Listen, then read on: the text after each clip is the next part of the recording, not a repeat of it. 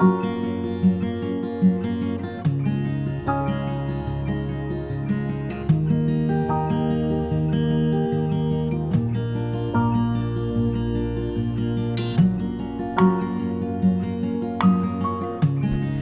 education assists us to understand the perspective of life in a better way and lead a successful life as a responsible citizen.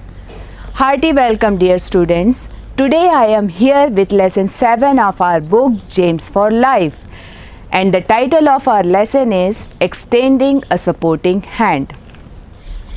Students, you know what people see you do may not be remembered. What they hear you say may be forgotten. But how they feel your interventions in their times of need will forever be remembered. That's why you don't have any reason to help people. Dear students, you must have heard about Mother Teresa, who served poor and needy all her life.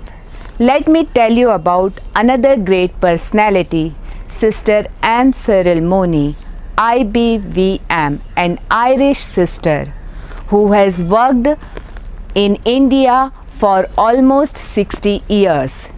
She was born on 21st July 1936.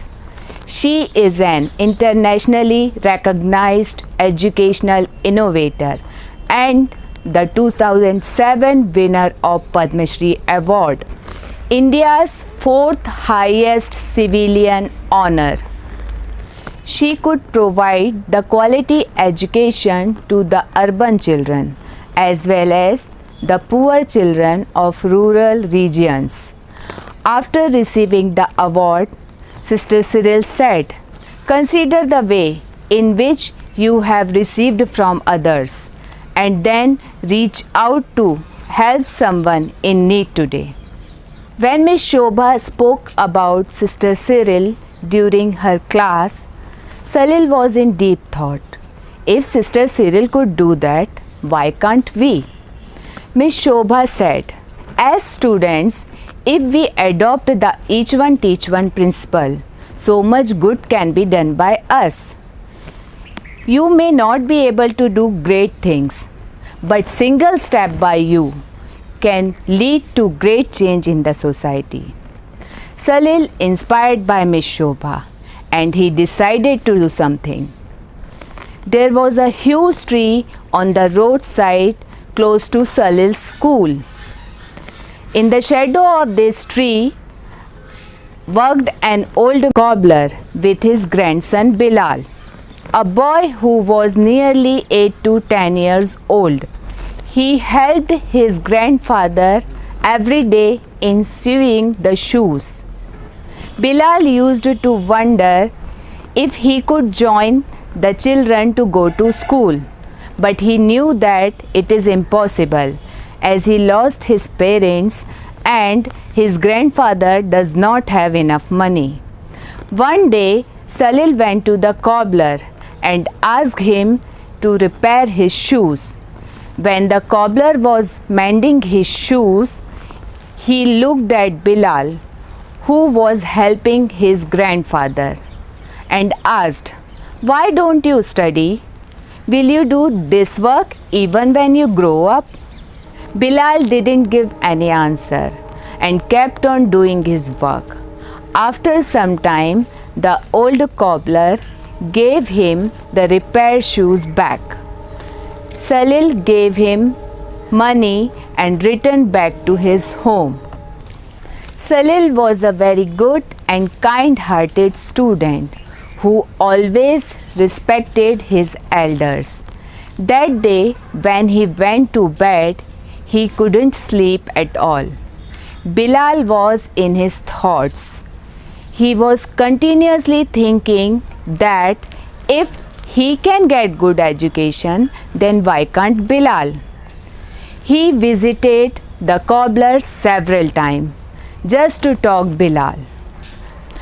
One day, he told to his parents about poor Bilal and his conditions. He kept on thinking about the condition of Bilal. he could not sleep peacefully. Salil's father used to teach him every day. One day, when Salil was doing his homework, suddenly an idea flashed through his mind. He said to his mother, Bilal works all day with his grandfather, but he is free in the evening. He can surely study in the evening. But who will teach him and purchase books for him? She gave an idea to Salil that if he should give his old books to Bilal. Salil liked the idea. But who is going to teach him? He did not understand. He went to his father and talked to him. His father agreed that when he teaches him, he will teach Bilal too. The very next day, Salil took Bilal to his home for the evening studies. And then it continued for years. Thus, Salil could educate a poor boy with his kind and courageous initiative. Dear students, sign of life is not whether you are breathing, but it's whether you are helping others. If Sister Cyril and Salil could initiate some project for the welfare of poor, why can't we? So we must follow the each one teach one principle with enthusiasm, courage and generosity. Now let us remember the quote of Saint Chaura. As food is for the body, knowledge and sanctity for the soul. I hope all of you are inspired by this class.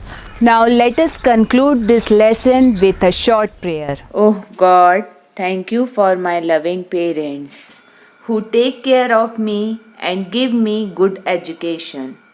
But there are many poor and illiterate students. Give me the wisdom and courage to do something for the education of the poor.